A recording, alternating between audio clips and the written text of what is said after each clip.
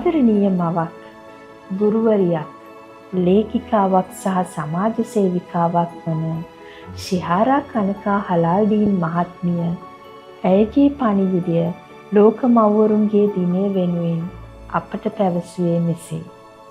ආයිබෝවන්, වණක්කම්, good morning, assalamu alaikum. මට ලෝක මව්වරුන්ගේ දිනයට පොඩි පණිවිඩයක් දෙන්න තියෙනවා හැම මවකටම.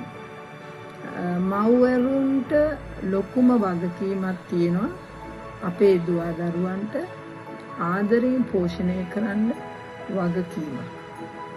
ඒ වගකීම අපි කියවනම් ඒ වගකීම මේ දවසෙන් දෙකෙන් වගකීමක් නෙමෙයි.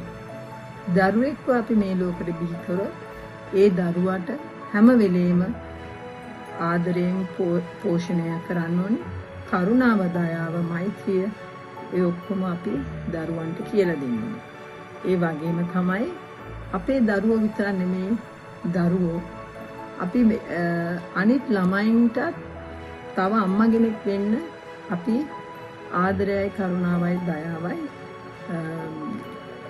ෂෙයා කරන්න ඕනේ. we should share our love.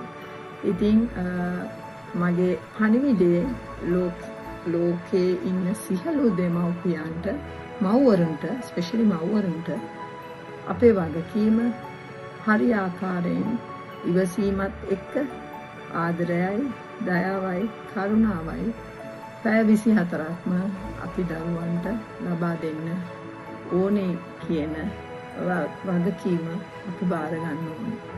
ඉතින් සියලු දෙනාට සුබම සුබ මව්වරුන්ගේ දිනයක් කියලා මම අද ප්‍රාර්ථනා කරනවා.